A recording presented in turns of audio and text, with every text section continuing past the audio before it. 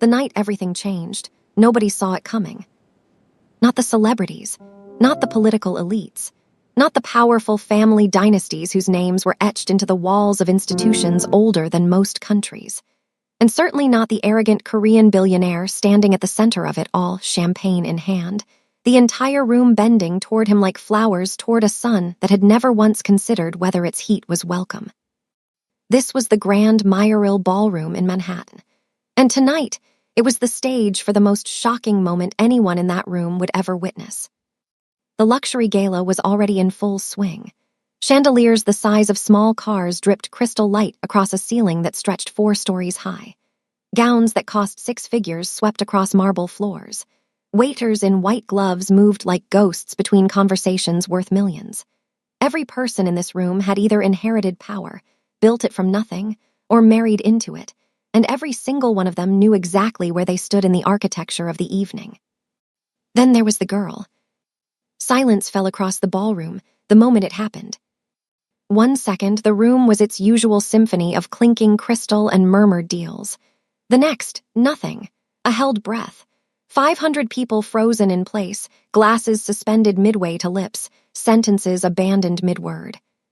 Because Junyoung Lee, one of the youngest, wealthiest tech billionaires in Asia, a man whose arrogance was as legendary as his empire, whose powerful family name opened doors that money alone couldn't touch, had just publicly shamed a 13-year-old black girl in front of everyone. He had looked at her standing near the grand piano, this quiet girl in a white dress with gold bells in her braids, and he had said, in a voice that carried just far enough, that this gala was for world-class talent, not charity invitations. The crowd went still. Raina Monet Carter stood completely still. She didn't cry, she didn't run. She just looked at him with eyes that held something he didn't recognize, because he had never once in his life been looked at that way by someone he had tried to diminish. And in that shocking moment, not a single person in that luxury gala, not one of those billionaires, those celebrities, those political elites, could have predicted what this girl was about to do. Because what they didn't know, what he didn't know, was that the girl he had just publicly shamed in front of the most powerful room in New York City was a genius. And her genius was about to stun the room in a way that nobody, not even Raina herself, could have fully prepared for. But what happened next inside that luxury gala would leave the most powerful man in the room completely speechless.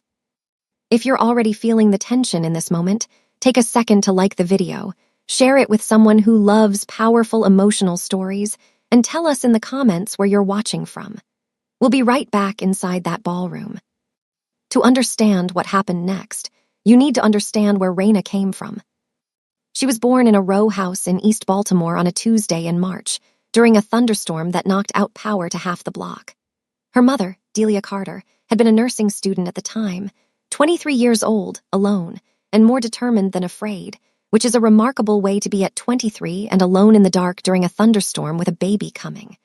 Raina arrived at 2:14 in the morning, and the power came back on 11 minutes later. Delia would always say that was not a coincidence. Delia finished nursing school. She worked double shifts. She moved them from East Baltimore to a slightly better block in West Baltimore, and then, when Raina was 6, to a small apartment in a neighborhood where the elementary school had a music program that hadn't been cut yet. That last part was not an accident. Delia had researched the schools for 4 months before choosing. She had seen, very early, what Raina could do with sound. It started with a toy keyboard from a church rummage sale. Raina was 3 years old. She would pick out melodies by ear, not just simple things, but the full harmonic structure of songs she'd heard on the radio, both hands finding the notes by instinct the way other children's hands found shapes in clouds. By 5, she was playing hymns at their church from memory, adding her own variations at the end that made the older women in the front pew turn to each other with wide, disbelieving eyes. By 8, she had worked through every beginner and intermediate lesson book Delia could find at the public library, and was teaching herself from YouTube videos and any sheet music she could get her hands on. She had never had a formal teacher. They couldn't afford one. What she had instead was an ear so precise it bordered on architectural, and a capacity for emotional expression through music that her church's choir director. A retired Peabody Conservatory professor named Dr. Edna Williams described, in a letter she wrote to the Meridian Foundation's Youth Scholarship Committee, as the most naturally gifted young musician I have encountered in 40 years of teaching. That letter was the reason Raina was at the gala. The Meridian Foundation's scholarship program identified exceptional young talent from underserved communities and provided them with educational funding, mentorship, and once a year an invitation to the gala, so they could see firsthand the kind of world that excellence could open up. Raina had prepared for this evening for 3 months. She had researched the attendees, the foundation's mission, the history of the event. She had practiced walking in heels for 2 weeks in their apartment. She and Delia had steamed that white dress 4 times to get every wrinkle out. "You are going to that room, and you are going to belong there," her mother had told her, pressing both hands gently against Raina's shoulders the morning of the gala, looking at her daughter the way only a mother who has sacrificed everything for someone can look at them. Because excellence doesn't need anyone's permission. Remember that. Raina had remembered it. She was still remembering it now, standing near the edge of the ballroom with her small white clutch purse held in both hands, watching the luxury gala move around her like a river that didn't quite know she was there. Now, to understand the other side of this story, you need to understand Junyoung Lee. He had been born into a family whose name in South Korea carried the particular weight that comes not just from money, but from history. His father, Hanseo Lee, had built LYHN Technologies from a single-room office in Gangnam in the early 90s with nothing but a vision, a second-hand computer, and a level of stubborn, unyielding belief in his own instincts that became the stuff of business school legend. By the time Junyoung was 10 years old, the Lee family name was synonymous with innovation, ambition, and an almost mythological work ethic. Junyoung had inherited all of it. He had taken his father's company and tripled it. He had made decisions that his board called reckless and the market rewarded spectacularly. He had been on the cover of Forbes Asia twice before his 30th birthday. When Junyoung arrived at the Grand Meyeril Ballroom that evening, he moved through the entrance the way he always moved, ahead of schedule, attended by 2 assistants, already in 3 conversations before he had finished crossing the room. But somewhere between the entrance and the bar, his eyes passed over the far end of the ballroom, where a black Steinway Model D sat on the low stage beneath a pool of chandelier light. He slowed almost imperceptibly. Something passed through him, not quite a feeling, more like the shadow of one, the way a cloud briefly dims a field without stopping. He looked at the piano for just a moment longer than the situation required. Then his chief of staff said something in his ear, and he turned away, and whatever it was closed over like water over a stone. He did not think about it again. People stepped into his orbit. Hands were shaken. Cards were exchanged. A senator from California spent 12 minutes trying to secure a meeting that Junyoung agreed to with the distracted graciousness of someone accepting a gift they already had. His phone buzzed 3 times with messages from his chief of staff in Seoul. He ignored all 3. What Junyoung had also inherited, though nobody in any business profile had ever written about this directly, was the particular blindness that power at scale produces in a person. Not cruelty, not malice, something quieter and in many ways more damaging than either, the absolute, unexamined certainty that he already knew what he was looking at before he had actually looked. He had not been looking for a confrontation when he approached the piano. He had simply looked at a young black girl standing near a Steinway at an event full of billionaires and made an instant, automatic calculation. And the calculation had been wrong in every possible way, and he had not bothered to question it for even a single second before acting on it. "Excuse me." The voice wasn't loud. That was the most chilling thing about it. It carried the particular quality of a voice that had never once in its adult life needed to repeat itself. Raina turned. Junyoung looked at her the way someone looks at a smudge on an otherwise clean window. "This section is reserved," he said. "Are you performing tonight?" There was something in the way he asked it, a particular inflection that communicated, with surgical precision, that he already knew the answer and found it faintly absurd that she might think otherwise. "No," Raina said quietly. "I was just looking at the piano." Just looking at the piano. He repeated the words slowly, the way someone repeats a sentence in a language they find beneath them. Who exactly are you here with? The people closest to them had begun to notice. A woman in a red gown turned from her conversation. A man in his 60s, silver-haired and important-looking, glanced over his shoulder. The photographer from a glossy magazine, who had drifted to this end of the room looking for candid shots, lowered his camera but didn't leave. Raina straightened her back. This was something her mother had taught her. When people try to make you small, you do not get smaller. You get very, very still. I was invited by the Meridian Foundation, she said. The youth scholarship program. Junyoung Lee's expression didn't change exactly, but something in it shifted, a slight contraction around the eyes, a barely perceptible curl at the corner of his mouth. Ah, he said, the charity invitations. He said the word charity, the way other people say consolation prize. This gala, he continued, his voice carrying just enough to reach the ears of everyone nearby without technically being raised, is designed to celebrate world-class achievement, innovation, excellence at the highest levels. He paused. Let that settle like a stone dropped into still water. The Foundation's youth initiative is a generous gesture, of course, but perhaps the young recipients would be more comfortable at the junior reception, in the East Wing. The East Wing, the room where they'd put the children. Those nearby went very quiet, not the dramatic silence of a movie scene, but something more uncomfortable than that. The specific hush of people who have witnessed something they know is wrong and are deciding, in real time, how much that knowledge requires of them. Most of them chose to look away. Raina felt the heat rise in her face. Not tears, she would not give this man tears. Not pure anger either, though anger was there, pressing against the inside of her chest like something that needed to get out. It was the particular pain of being seen as less than you are by someone who hasn't taken a single second to actually look at you. She held Junyoung Lee's gaze for a moment that lasted longer than either of them expected. Then she said, very quietly, "Thank you for letting me know." And she turned and walked away. Raina had not planned to play. That is important to understand.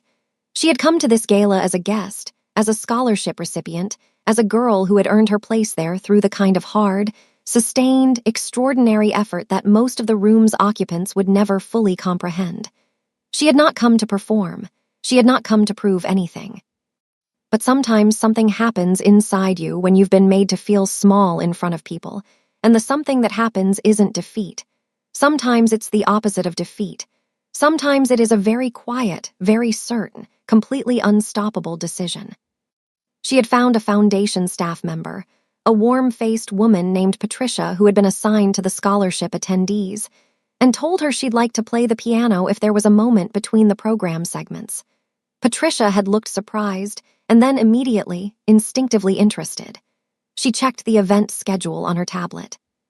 There was a 20-minute window before the keynote address, during which the room was meant to enjoy ambient music from a string quartet that had just been informed their van had broken down on the bridge. "Can you fill 20 minutes?" Patricia asked. Raina looked at the piano across the room, at the Steinway Model D 9 feet long, black and gleaming under the chandelier light. She had played one exactly once before, 2 years ago at a regional youth competition in Washington, D.C., and she had never forgotten the feeling. Like pressing your hands into something ancient and alive at the same time. "Yes," she said.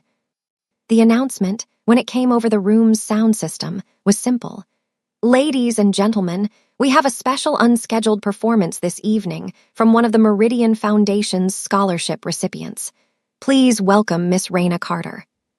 There was polite, distracted applause, the kind a room gives when it is not really listening.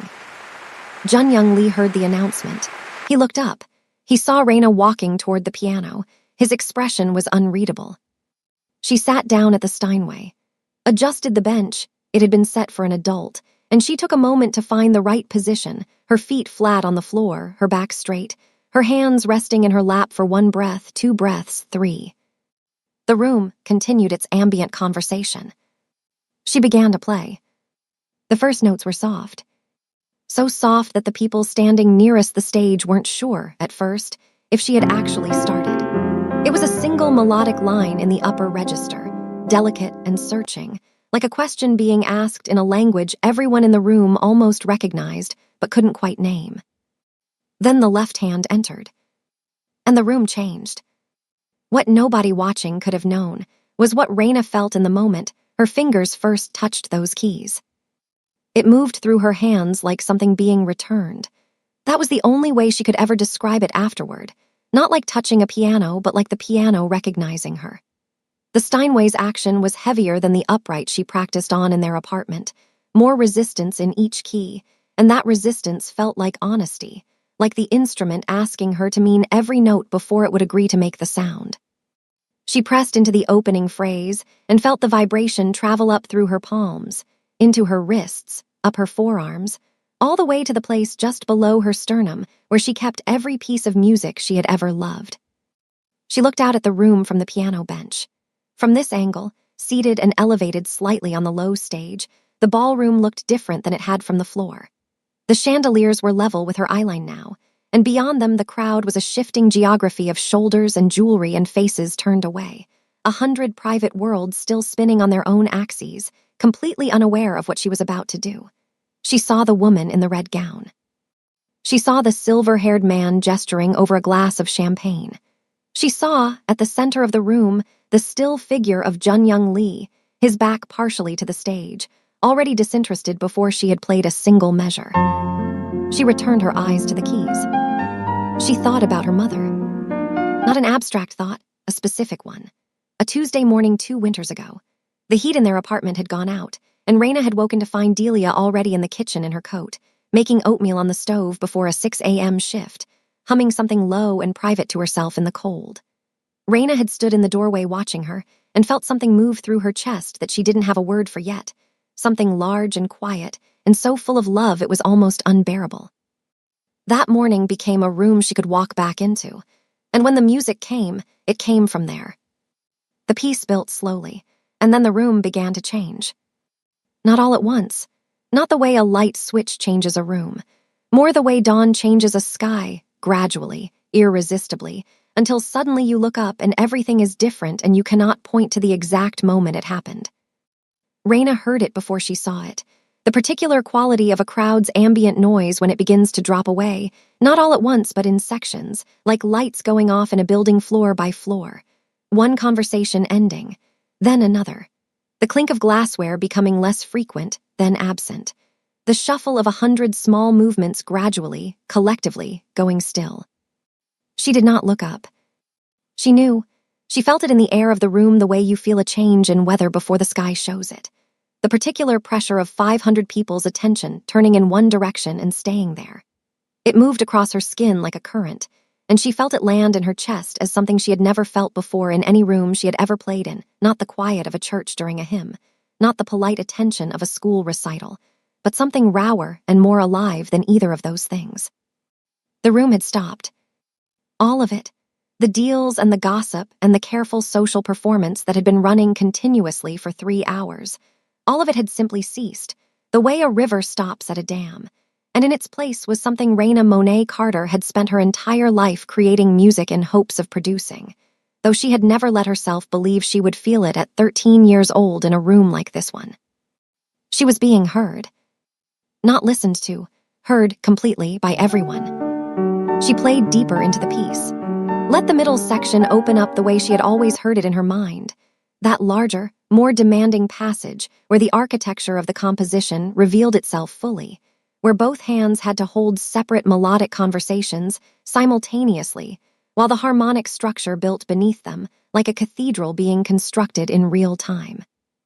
Her left hand found the recurring phrase that appeared every fourth measure, the one she had built to sound like a steadying breath, like someone placing their hand on your shoulder in the dark. She had written that phrase thinking of her mother's hands. She played it now thinking of them still. The woman in the red gown had stopped mid-sentence.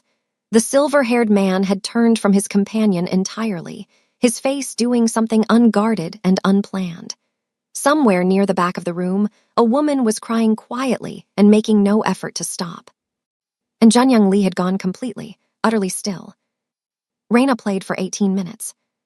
The last movement was quieter than the first, a return to that opening melodic line, but transformed now, carrying the weight of everything that had come between. It resolved into a final chord that she held with a sustained pedal down, letting the sound bloom and then slowly release into the air of the room until there was nothing left of it but the memory of sound. She sat with her hands in her lap. She looked up at the room. For 3 full seconds, nobody moved. Then it began, starting somewhere near the back and moving forward like a wave. The way genuine applause moves when it is not polite or performed, but simply the involuntary physical response of people who have been moved beyond their usual composure. People were on their feet. The conductor was first, his hands coming together with the force and conviction of a man who knows exactly what he has just witnessed. The silver-haired man was wiping his eyes with the back of his hand in the unself-conscious way of someone who forgot, for a moment, that he was in public. The woman in the red gown was clapping with her hands above her head, her face completely open. All the careful social architecture of the evening dissolved into something simple and genuine and uncontainable. Raina looked at the room. And the room, this room full of billionaires and political elites, and people who did not often find themselves moved by anything, looked back at her with something uncomplicated and unambiguous and true. If this story is moving you, if you can almost hear the music, take a second to like this video and share it with someone who needs to hear this story. Tell us in the comments what country you're watching from. Junyoung Lee had not moved from the center of the room. What was happening to him was not something he had language for, because it had not happened to him since he was a child. The piece Raina had played unlocked something in him the same way a key turns in a lock that has been sealed so long the mechanism itself had almost forgotten what it was for. It was the recurring phrase in the left hand that did it, that steadying, returning figure that appeared every fourth measure. He did not know why. He could not have explained it to anyone standing beside him. He only knew that the first time it appeared something in his chest tightened, and the second time it appeared something in his chest cracked, and by the fourth time he had stopped trying to understand what was happening to him and simply let it. He was thinking about Sunday mornings. His father, Hanseo Lee, had played the piano every Sunday morning of Junyoung's childhood, always the same piece, with the specific quality of someone returning to something sacred, not performing, not practicing, but communing. Junyoung had sat on the stairs as a small boy and listened through the door, and the sound had been one of the constants of his early life, as reliable and necessary as daylight. His father had been gone for 11 years. Beside him, his mother, Park Soo-yeon Lee, who had arrived late and slipped quietly into the ballroom 30 minutes ago, was crying. Quietly, the way his mother did everything. Tears moving down her face as she stood beside her son, listening to a 13-year-old girl play in a room full of the most powerful people in the world. "Junyoung," she said softly. He looked at her. This child plays like she already knows what loss feels like. His mother's voice was barely above a whisper. "Your father would have stood up from his seat for this. You know he would have." Junyoung said nothing. But something moved through his face. The particular expression of a man confronting the distance between who he has become and who he intended to be. He came to her 20 minutes later. The room had reorganized itself around Raina in the intervening time. The conductor had crossed the floor immediately to take both her hands. Several guests had arrived with business cards. A woman who ran the most prestigious youth music conservatory in the country had appeared at Raina's side with the particular focused energy of someone who has just identified something they intend to protect. Raina was in conversation with the conductor when she saw Junyoung Lee moving through the crowd toward her. Her stomach tightened. She felt it before she could name it, a sudden alertness across her whole body, the specific physical memory of standing near that piano 2 hours ago activating like a reflex she hadn't chosen. She watched him approach and told herself to breathe. He was just a man. He was just a man who had said a careless thing in a room full of people, and now he was walking toward her, and she did not know what he was about to say, and her hands, the hands that had just held an entire ballroom completely still, were not entirely steady. He stopped in front of her. The room noticed. People nearby turned to watch without appearing to watch. The photographer raised his camera. Junyoung Lee stood in front of Raina Carter, and in the moment before he spoke, she looked at his face and understood something. Whatever this was, it was costing him. She could see it, not guilt performed for the room's benefit, but something more private and less comfortable than that. She took one slow breath. She thought of her mother at the kitchen stove in her coat. She thought of the words, "Excellence doesn't need anyone's permission," and she felt them do what they had always done, which was hold her up. She was ready. "Miss Carter," he said. His voice was different, still controlled. Junyoung Lee was not a man who lost control of his voice, but quieter. The particular quiet of something genuinely reconsidered. "I was wrong earlier," Junyoung said. "What I said to you was," he paused, searched for the word with the care of a man who understands, for perhaps the first time, that the words he chooses in this moment will matter. "It was wrong, and it was arrogant, and I said it without knowing a single thing about you, which is perhaps the most embarrassing part, because I have spent my entire professional life telling other people that assumptions are the enemy of good judgment." He paused again, let that sit. "You have more talent than I have witnessed from anyone in this room tonight. That's not a compliment designed to balance what I said before. I just need you to know that I understand what I failed to see when I looked at you, and I'm sorry for it." The room was very quiet. Raina held his gaze. She let a moment pass, not theatrically, but genuinely, because she needed it. Because she was 13 years old and had been publicly humiliated in front of 500 people, and she had just played the most important 18 minutes of her life, and she was still, underneath all of it, a girl from Baltimore in a second-hand dress, standing in front of a billionaire who had tried to make her leave. She let the moment pass. And then she chose. "Thank you," she said. And then, because she was Raina Monet Carter and she had been raised by Delia Carter, she added, "It means something that you said that in front of everyone." Something moved through Junyoung Lee's face. Behind him, his mother pressed her hand briefly to her mouth. For the first time in his life, Junyoung Lee had no power in the room, only humility.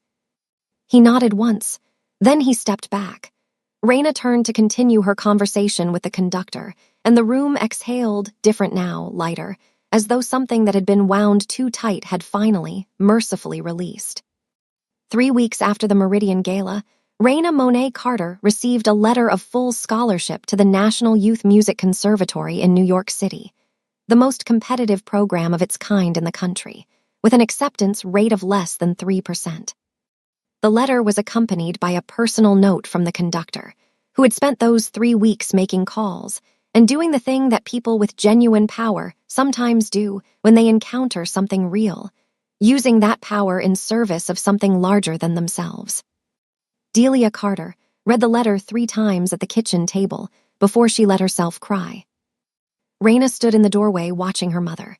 Then she crossed the room and sat down beside her, and they stayed there together at that small kitchen table for a long time, not saying much, in the particular way of people who have been through enough together that silence between them is not empty but full.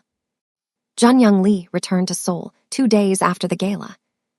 He sat in his office on the 43rd floor of LYHN Technologies headquarters, the office with floor-to-ceiling windows looking out over the Han River, and the city his father had believed in before that belief required very much courage, and he thought about Sunday mornings, about his father's hands on piano keys, about the particular quality of music played by someone who understands, from the inside, what music is actually for. He picked up his phone and called his chief of staff. "I want to establish a fund," he said, "through the LYHN Foundation, specifically for music education in underserved communities. Real money, real accountability, operational within 6 months." He paused. "And I want it named after someone. I'll send you the name." He put the phone down. He sat for a long moment, looking out at the river. Then he opened a new document and began to type. There is something this story asks us to sit with, and it is not entirely comfortable. It would be easier if Junyoung Lee were simply a villain, flat and uncomplicated, a figure of arrogance whose humiliation at the end is nothing more than satisfying narrative justice. Stories like that are easy. They don't ask much of us because they don't reflect us back at ourselves. The harder truth is that Junyoung Lee is a version of something that lives in most of us. The quick calculation, the unconsidered assumption, The moment where we look at a person and decide, in an instant and without evidence, what they are and what they're worth and whether they belong in the spaces we've decided are ours to control. Most of us will never be corrected the way Junyoung was, by something as immediate and undeniable as 18 minutes of transcendent music in a room of 500 people. Most of our assumptions will simply sit unchallenged, accruing quiet damage in the invisible spaces between who we think we're seeing and who is actually there. Raina Carter didn't walk into that ballroom to teach anyone a lesson. She walked in because she had earned her place there, because a woman who worked double shifts had believed in her without condition, because a retired professor had seen her clearly when the world hadn't looked yet, because excellence had found a home in her the way it sometimes does, not in the places where it's expected and cultivated and given every resource, but in the places where it has to grow entirely on its own terms, in its own time, with nothing but its own absolute certainty that it is real. She played the piano because she loves the piano, because music is the truest language she has, because in a room where someone had tried to make her small, she chose to be exactly as large as she actually was. And the room, all of it, the chandeliers and the silk and the old money and the new money and the power and the arrogance and the careful social architecture of who belongs and who doesn't, all of it fell away. What was left was just a girl and a piano and the truth. Never judge someone's worth by their appearance or their background. True greatness doesn't always arrive with an announcement. Sometimes it arrives quietly, with gold bells in its braids, and sits down and plays. And sometimes, if we are very lucky and very still, we get to be in the room when it does.